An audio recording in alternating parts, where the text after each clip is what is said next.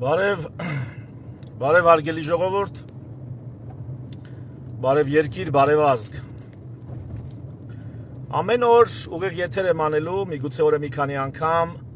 եւ անդրադառնալու եմ տարբեր թեմաների, այդ թվում էր քաղաքական օրակարգին։ Հիմա խոսեմ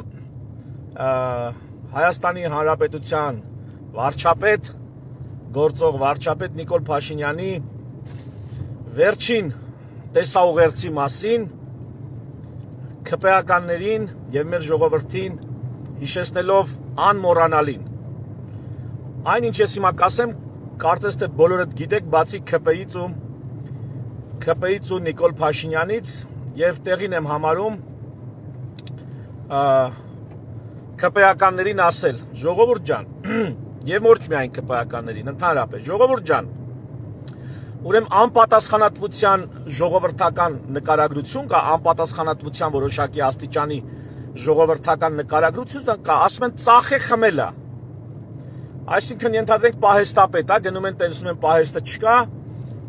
ասում են ծախել խմելա։ Կամ վառ օրինակ ՔՊ-ական մեր վեդի գլխավոր բժիշկը, ասենք, կրվել է հիվանդանոցի բյուջեն։ Այդ ծախել խմելը տենց վատ կառավարչի վատ պատասխանատուի անպատասխանատվության նկարագիր է, խորհրդանիշ է։ Հիմա Նիկոլ Փաշինյանը 4000 հայորդու զինվորականի արունը ծախել խմել է։ 4000 հայորդու արունը ծախել խմել է այդ մարդը։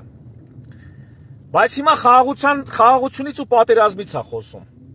Խաղաղության կուսակցությունից ու պատերազմի կուսակցությունից է խոսում։ Ես ուզում եմ հիշեցնել էլի այդ պերաշկի խեղտողներին։ Նախ արդեն պարզ է դարձել, որ եղել է 2019 թվականի բանակցային փաթեթ, որով պետք էին գրավված կամ ազատագրված շրջանները վերադարձվեին։ Ու պատասխանատվություն պիտի դրա համար կրեր գործող իշխանությունը, կամ հրաժարական տար, կամ պատասխանատվություն պիտի կրեր։ Այո, դիտակելու էին որպես դավաճան։ Այո, դրանից հետո, այսպես ասած, քացով տալու էին քամակին շպրտեին վարչապետության պաշտոնից։ Բայց միթե մի ամբողջ ազգի ողնաշարը ավելի թանկ չէր։ Միթե մի ամբողջ ժողովրդի ողնաշար կոտրելը ավելի թեթև բան էր, քան ինչպես Նիկոլ Փաշինյանն ասել, դավաճանի պիտակ ստանալը։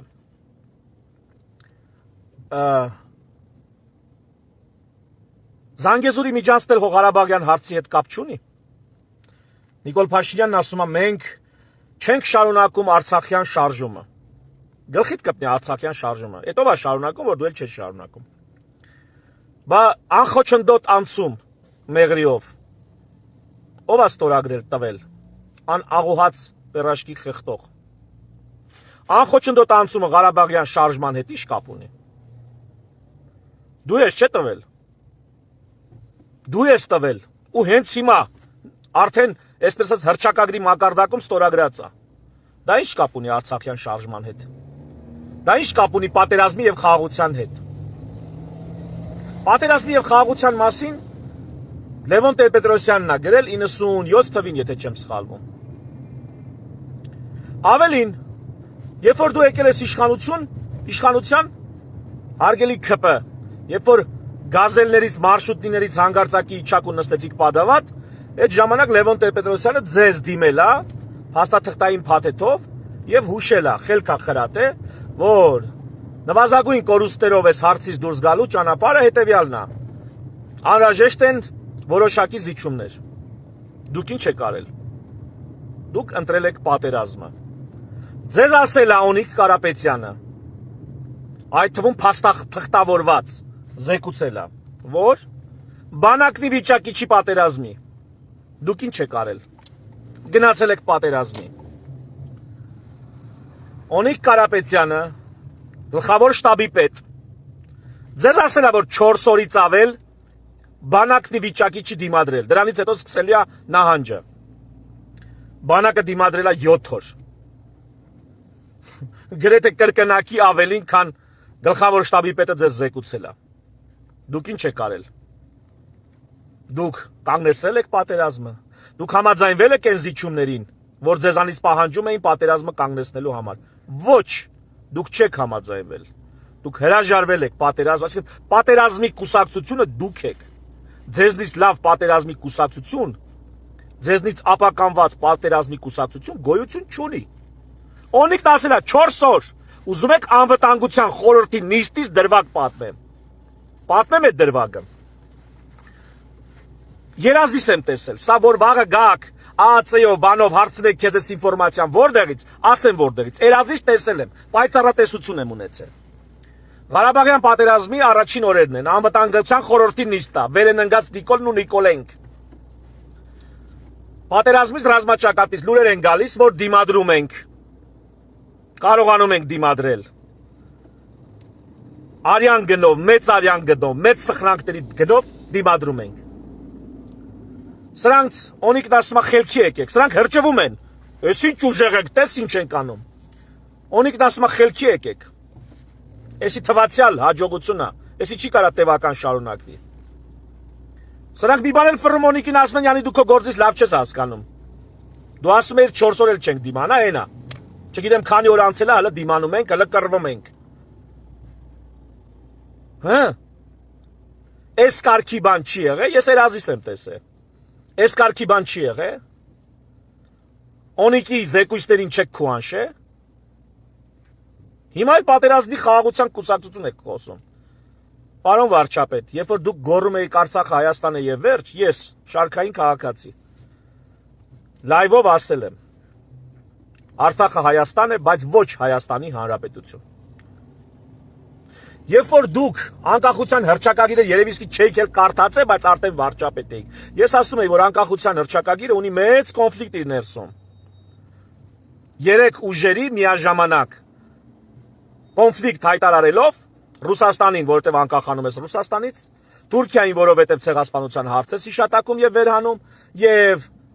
Ադրբեջանին, որովհետև Ղարաբաղյան հարց կա այնտեղ ընդգծված։ Ես ինքս բազմաթիվ անգամ վերլուծել եմ այդ փաստաթուղթը, միջև դուք դա կկարդայիք, խելքի կգայիք, կջոգեիք։ Հիմա ասում եք, բացի մեզանից ոչ ոք չի ասել սահմանադրության մեջ, որ անկախության հռչակագիրը չի նշվելու։ Նախ արդեն իսկ սահմանադրության նախագիծը հիմնադիր կետեյեմում դրված է, երկրորդ։ Մենք մեր նախաբանը, մեր վարկածը, մեր ընկերներով գրել էինք, որտեղ հղում էինք անում հայ ազգի ձևավորմանը, ոչ թե անկախության հռչակագրին։ Հայ ազգի ձևավորմանը, օրինակ, ասում էինք, որ սկսում է այսպես նախաբանը, որտեղ անկախության հռչակագիր է գրած։ Մենք էլի չէինք տալի անկախության հռչակագրի հիշատակում։ Ասում էինք, մենք հայ աղեղնավորից սերող կյանքի եւ մշակույթի ժառանգներս եւ այլն եւ այլն եւ այլն։ Այսինքն մեր սկիզբը դնում էինք ոչ թե անկախության հռչակագրով, այլ դնում էինք հայ աղեղնավորից սերող կյանքով եւ մշակույթով։ Հետո ասեց, որ դե դուք բացառիկ եք անկախության հռչակագրի հարցում, հիմի էլ բանա։ Միայն դուք եք, որ միայն ձեր կուսակցությունն է։ Ձեր կուսակցությունը այդքան ինտելեկտ չունի, որպեսզի կարողանա գոնե, հա, մեր հետ զուգահեռ գաղափարներ ու մտքեր գեներացնի։ Դուք այն ամբողջ մտքերը, որ մենք այլոք գեներացնում, ներկայացնում են, դրանից ամիսներ անց ձեր մենաշնորած հեռուստաընկերություններով եւ ձեր կողմից ֆիլտրվող հյուրերով սկսում եք ձեր հիմար ու այլասերված թեզերը, այսինքն այն գաղափարները, որ մենք գեներացնում ենք, դա աղավաղելով, այլասերելով ներկայացնում եք իբրև ձեր հեղինակ, այ գրագողներ։ Պատերազմի եւ խաղաղության դիլեման առաջ է քաշել Լևոն Տեր-Պետրոսյանը, ով ձեզ էլ ասել է, որ գնացեք համապատասխան զիջումների, մի կործանեք ջահելությանը ժողովրդին, բայց ոչ ձեր առաջ խնդիր էր դրած, կործանել բանակը, կոտրել ժողովրդի ողնաշարը, տեղահանել եւ հայաթափել Արցախը։ Միգուցե դուք եկան չեք էլ հասկանում, բայց ձեր շեֆերը, ով ձեզ տիրություն էին անում ու հովանավորում էին, այդ էին պլանավորել։ Բայց եթե Արցախի հետ գործ չունեիք, երբ որ արցախցիները Արցախում էին, այդ ժամանակ ասեիք մենք ինչ գործ ունենք Արցախի հետ։ Մենք Ղարաբաղյան շարժման հետ գործ չունենք։ Հայտարարեիք արցախցին էլ որոշել իր հարցը ոնց է լուծում։ Իր գլխի ճարը ոնց է տեսնում Ալիևի հետ բանակցելով կամ։ Բայց ինչ էիք այդ ժամանակ Հադրութ ու Շուշի հələ ազատագրում։ Նախընտրական քարոզում նշում որ դուք դեռ Հադրութ ու Շուշի եք ազատագրելու։ Դա արդեն պարտությունից պատերազմից հետո։ Բասեիք այն ժամանակ ասեիք, երբ որ հայությունը Արցախում էր։ Չէ, սպասեցիք մինչև վերջի հայը կդատարկվի Արցախից։ Հետո նոր կասեք, որ Հայաստանը ռեսուրս չունի սպասարկելու արցախահայության իրավունքները։ Դե դուք տենց էլ չեք ասա, դա մեր խոսքն է, իմ խոսքն է։ Էլի կարևոր դիտարկումներ։ 4000 հայորդու արունը ծախած խմած պերաշկի գզողի խոսքին։ Էլի մի քանի մեկնաբանություն։ Պատերազմի ընթացքում եղել են միջնորդություններ, որ պետքա պատերազմը դադարեցվի։ Արթուրը Համբարձումյան մանրամասն այդ հարցերին անդրադարձել է, գյումրեցի։ Կարող եք իր ուղիղ եթերներում նայել կամ իրան հարց ուղղեք, ինքը ինձանից հազարապատիկ ավելի մանրամասը կներկայացնի ինչը ոնց։ Այն որ Գյանջային Կիրովաբադին, Գանձակին հրթիռային հարված եղավ մեր կողմից։ Այդ որ օրներ։ Այդ կարող է, որ արդեն Ռուսաստանը միջնորդել էր եւ հրադադար էր հաստատում։ Այն որ Շուշիում պետք է վերադառնային ադրբեջանցիներ, բայց Շուշին մնում էր հայկական վերահսկողության տակ ու դուք ոչ ասեցիք։ Այդ որորներ, այ մարդ, դուք տարել երգիրը, պարկացրել եք պատերազմի տակ, կոտորել, ավերել, ոնաշարը ջարդել, հիմա եկել եք խաղաղությունից եք խոսում։ Թե իբր թե կա պատերազմի կուսակցություն, դուք էլ ձեր արևին խաղաղության կուսակցությունից եք։ Հիմա դառնան պատերազմի կուսակցությանը, գամ 21 թվականից։ Քոչարյանի վրա բան չկար, թեմա չկար, ձերբակալելու բան, այդքան տարի իշխանավարել էր, ոչ մի գործ չգտակ, մի հատ անիմաստ գործ գտակ, որով ինքը այսպես անարդարացվեց, որովհետև չէի կարող դու նախագահին, ես հիմա ով չգիտի ասեմ, էլի Հայաստանի սահմանադրությամբ նախագահը իր պաշտոնից բխող գործողությունների համար չի կարող քրեական պատասխանատվության ենթարկվի։ Դա այն ժամանակվա սահմանադրությամբ։ Հետևաբար ոչ ոք չէր կարող Քոչարյանին դատել իր պաշտոնավարման օրոք տված հրամանների համար։ Քոչարյանին կարող էին դատել ընտրակաշառք, ընտրակեղծիք, քվեարկություններում խախտումներ, անձնական շահերի համար, չգիտեմ, կաշ բանը, հովանավորչություն, այս կամ այն բիզնեսների վրա ազդել կամ բիզնեսներ յուրացնել, այս տեսակ հարցերով կարային Քոչարյանին դատեին։ Բայց գնացին ընտրեցին մի հոդված, որով հնարավոր չի, սահմանադրական մակարդակով հնարավոր չի Քոչարյանին դատել։ Այդ ովքեր արեցին Նիկոլի իրավաբանները։ Ինչի համար արեցին տենց։ Բա իրանց պետք էր Քոչարյանը։ Քոչարյանին ուրիշ մեղադրանք, էական լուրջ մեղադրանք, այդպես էլ չներկայացրեցին։ Ներկայացնելուց դատերը այնքան են ձգվում, որ գաղափարության ժամկետն անցնում է։ Ոստեղ հարցը առաջանում։ Ով բերեց Քոչարյանին, սարքեց թիվ 1 ընդդիմություն։ Այ պերաշկի խուզող։ Տատս։ Ով բերեց։ Դուք բերեցիք։ Դուք եք բերել Քոչարյանին կարգե թիվ 1 ընդդիմություն, որ 21 թվականին ընտրվեք ու ընտրվեցիք։ Հիմա էլի հերթական ընտրություններն են մոտենում։ Սամվել Կարապետյանին ով բերեց կարգես թիվ 1 ընդդիմություն։ Պապս։ Էլի դուք։ Մի ստից բարի վրա տարակ կալանավորեցիք, սարքեցիք Քախ Հալացյան, հեղինակություն բարձրացրեցիք, լուրերով գիշեր-ցերեկ դրանից էին խոսում, ասենց ամիսներ շարունակ եկավ, հիմա էլ դարել է Սամվել Կարապետյանը թիվ 1 ընդդիմություն։ Պատկերացնում ես, էլ Քոչարյանը չէր աշխատում, փչացել էր, լավ չէր աշխատում, էլ ժողովրդին այդ նույն կուտը տալ չէր ելնի, այս հատկապես ախմախ զանգվածներին պետք էր բան անել, մի հատ նոր ֆոկուս ցուցադրել։ Ծառուկյանը այնքան հիմար չի, որ մտնի այդ խաղերի մեջ, թեև ոնց հասկանում եմ մտնելու է, բայց կարծում եմ ստիպված ճարահատ, մարդ չկար, չգիտեիք ում բերեիք։ Համել Ծառուկյանին ժողովուրդը քիչ թե շատ որոշակի համակրանք ունի եւ որոշակի չափով միշտ էլ ունեցել է։ Մի որոշակի զանգված Ծառուկյանին այդքան թունոտ չի վերաբերվում, ինչպես վերաբերվում է ասենք Քոչարյանին։ Հիմա բերել եք Սամվել Կարապետյանին, դուք եք կարգի այ մարդ։ Դուք եք նրանց հարցազրույցների կանչե։ Դուք եք նրանց լսարան տրամադրե։ Դուք եք արգելափակում իմպեսների եթերը լայն հանրության շրջանում։ Դուք ավելի փիս բաներ կարամ ասեմ։ Դուք եք ռիփորտ անում, դուք եք ձեր ֆեյքերի ֆաբրիկայով ամեն տեսակ հայոյանքով վարկաբեկում։ Այդ սաղ դուք եք անում։ Մտամ թե խաղաղության, իրականում ավանտյուրայի կուսակցություն։ Ավանտյուրայի։ Պատերազմն ու խաղաղությունը ոչ ոք կնես չի սպեկուլացրել ոնց որ դուք։ Դուք ի՞նչ կապ ունեք խաղաղության հետ, դուք կապ ունեք միայն պատերազմի հետ եւ այդ պատերազմի հետևանքը հանդիսացող կապիտուլյացիայի հետ, հանձնման հետ։ պարտվելու եւ անձնատուր լինելու հետ դուք ուրիշ բանի հետ կապ չունեք։ Խաղաղությունը, այն Լևոն Տեր-Պետրոսյանը որ վախտին ասում էր, քանի ուժեղ ենք գնանք խաղաղության, քանի բանակը կայացած է գնանք խաղաղության։ Այդ էր խաղաղությունը։ Խաղաղությունից դուք խոսայիք, եթե 20 թվականի պատերազմը այս ժողովրդի գլխին ձեր հիմար կառավարմամբ չբերեիք։ Սա իհարկե արտաքին խաղացողներին եւ Ալիևին չի ազատում պատասխանատվությունից, բայց դուք էլ պատասխանատվության ձեր բաժինն ունեք։ Դուք էլ ձեր բաժինն ունեք։ 4000 երեխու արունը ծախած խմած անբարոյականներ։ Դուք եք խոսում խաղաղությունից։ Ղարաբաղյան շարժում, ի՞նչ Ղարաբաղյան շարժում, ուր է Ղարաբաղյան շարժում։ Հələ գնա Ղարաբաղցուն ասած համաձայնա որ վերադառնա Արցախ։ Հələ գնա հարցրու։ Հələ հարցրու տես մարդիկ կգնան Ղարաբաղյան շարժում։ Բա որ Ղարաբաղյան շարժումի հետ գործ չունեք, թողեք մարդիկ իրանց երգիր իրանց ուզած ձևով որոշեն ինչ են անում։ Հայտարարեիք, ասեք մենք կապ չունենք։ Բա Ղարաբաղում խի եք իշխանություն պահում։ Մի հատ էլ ասում է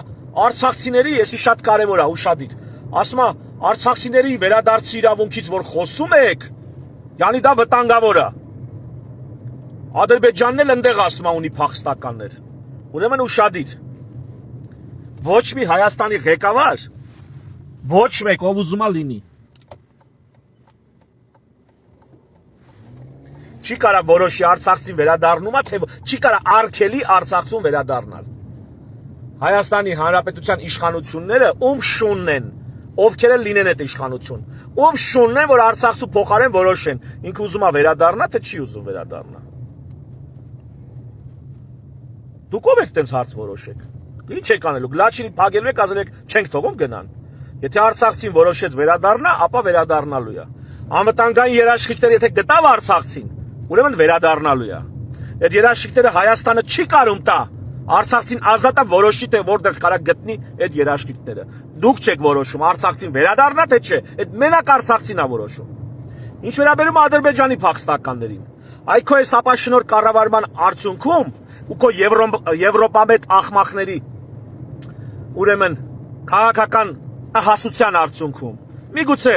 մի օր այդ փախստականները իրոք փաստացի գան ու մնան։ Դա ինչ կապ ունի, ես մի հատ հաղորդում կսարքեմ, որ մեր ժողովուրդն իմանա, որ Եվրամիության կազմում, Եվրամիության կանոններով դու ուղղակի չես կարա չթողես, որ ադրբեջանցիները փախստական կոչվող գան ու հաստատվեն Հայաստանում։ Եվրամիության ներքին կանոններով դու դա չես էլ կարող անես։ Այսօր Եվրամիության երկրները չեն կարող նույնիսկ արգելեն օտար երկրներից փախստականները դեպի Եվրոպա։ Պատկերացնում եք, ըստ Եվրամիության օրենքների նույնիսկ օտար երկրներից Հնդկաստանից, Պակիստանից որ եկան Հայաստան 100,000-ով, Հայաստանը չի կարա այդ մարդկանց հենց նենց ասի գնացեք ստեղից։ Այդ Եվրամիության օրենքներն են։ Իսկ եթե այդ մարդիկ եկան ու պարզվեց, որ դրանք ասում են մենք բնիկ այստեղից սովետական տարիների փախստական դարձած ժողովուրդ ենք, այդ դեպքում Հայաստանն ու հայ ժողովուրդը իրեք մատի կոմբինացիա են ստանալու հենց Եվրամիության կողմից։ Ես այդ օրենքները փաստաթղթերը ձեզ կներկայացնեմ։ Կարծում եմ ժամանակն է ցույց տալու մեր եվրոպամետների տգիտության, քաղաքական անհեռատեսության աստիճանը։ Այսօր Եվրոդատարանը եթե մի հատ որոշում կայացրեց, դու կարաս անես, կարաս չանես ըստ էության, որովհետև քո երկրում բարձրագույն դատական մարմինը քո դատարանը, քո սահմանադրական կամ քո գերագույն դատարանը, վճռաբեկը։ Բայց երբ որ դու ընդեղ եղար ու Եվրամիությունը որոշում կայացրեց Ալիևի խաթրը առնելու համար, ոնց որ Ալիևը խաթրը առնելու համար Զանգեզուրի միջանցք ստորագրեցին կամ նախաստորագրեցին։ Ահա նույն ձևի մի հատ որոշում են կայացնելու, Հայաստանին ասես ձև չունես, ընկեր, 100,000, 200,000, 300,000, ինչ թիվ որոշեց Եվրոդատարանը, պետք է թողեց գան մտնեն քո երկիր։ Բա սրա մասին չեք մտածել։ Հա, հիմա փախստական կա Հայաստանից գնացած։ Ես որպես Հայաստանի ղեկավար հետևյալ դիրքորոշումը կհայտնեի։ Փախստական կա, եկեք ով է, 10 ընտանիք բերեք։ Եթե Հայաստանից գնացած փախստական կա, ուրեմն հայաստանցի է։ Էթնիկ ազերի է, քուրդ է, չգիտեմ, կաթոլիկ է, ուղղափառ է, առաքելական է, ինձ մեկ է։ Հայաստանից է, բարով գա։ Այս Հայաստանը, այս Հայաստանի օրենքները, այն հայկական բանակը, այն հայկական կարգը։ Արի շենացրու Հայաստանի Հանրապետությունը։ Թողան 10 ընտանիք թողան։ 100 ընտանիք թողան։ Թողան տենամ ինչ են ասում։ Թողան։ Ինչ ունեմ ես մտածելու այ մարդ։ Ամերիկան ալլամ աշխարից բերում է, ալլամ աշխարից։ Բայց այնպիսի կարգ է հաստատել ներքին։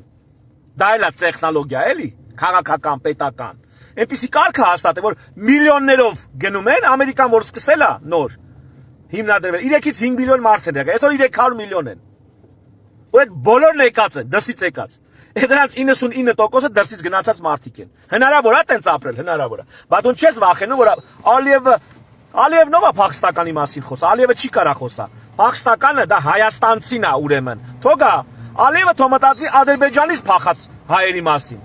Ալիևը եթե Փախստականի հարց է բարձրացնում, ապա դա կարա միայն լինի Բաքվից, Կիրովաբադից, չգիտեմ, այդ թվում Փախստական դարձած քաղաքացիների մասին։ Այդ իրանք են Ալիևի քաղաքացիները, այսպես ասած։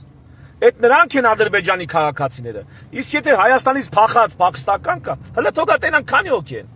Թողա հələ ապացուցի, որ ինքը Փախստական է։ Թողա ապացուցի, որ փոխհատուցում չի ստացել։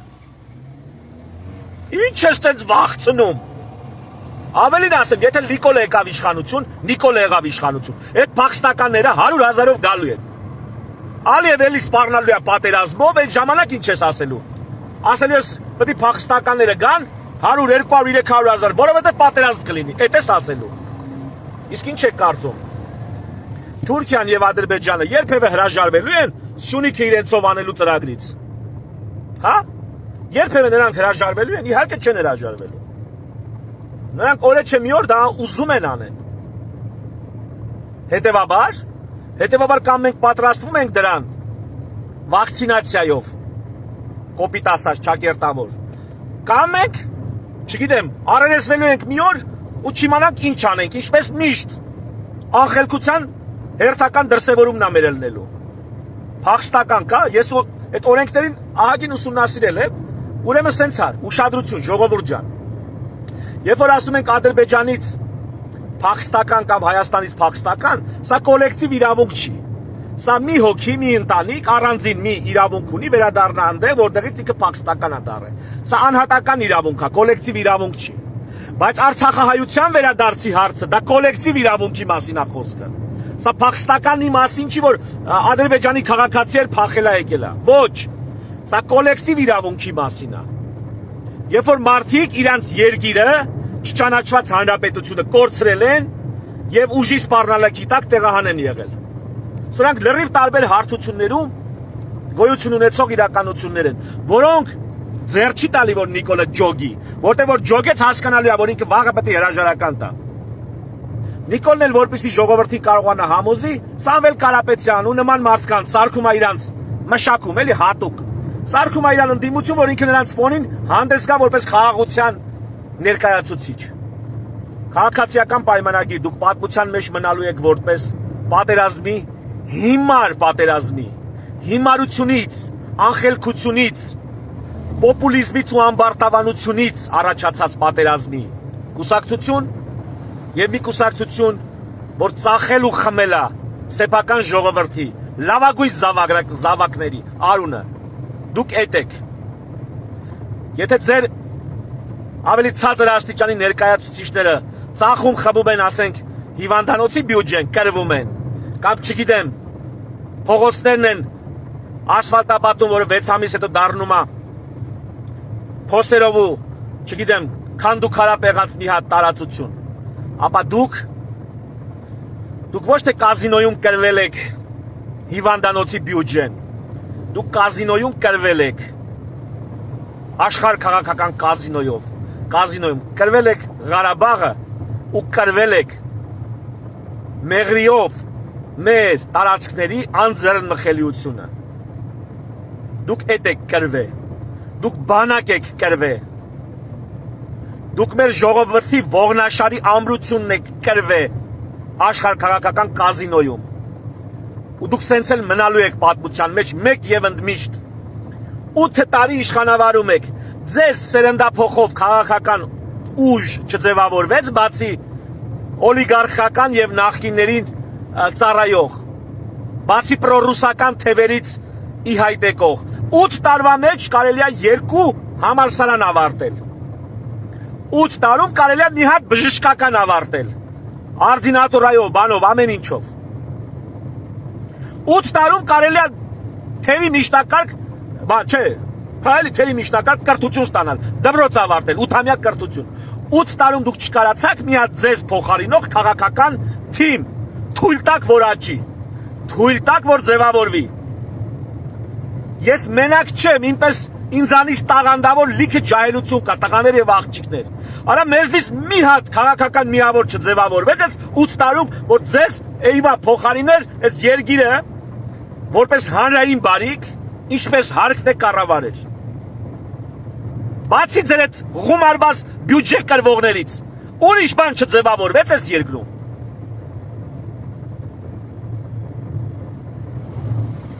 Փաստացի չէ, մենակ Տաշինը պետք է Ռուսաստանից գար, Սամվել Կարապետյանը պետք է Ռուսաստանից գար, որ դառնար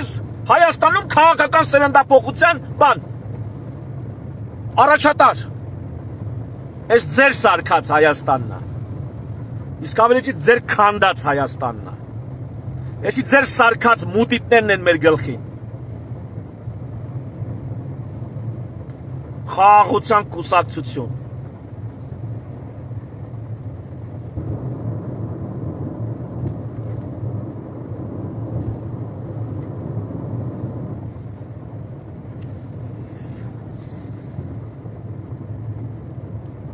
Թերևս այսքանը։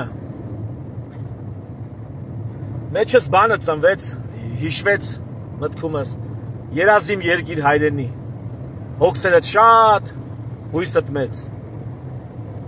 քարքարոտ երգիր։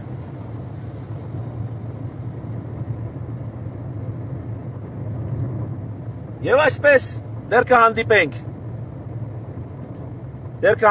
հարգելի ժողովուրդ, շնորհակալություն ուշադրության համար, շնորհակալություն ինձ հետևելու համար,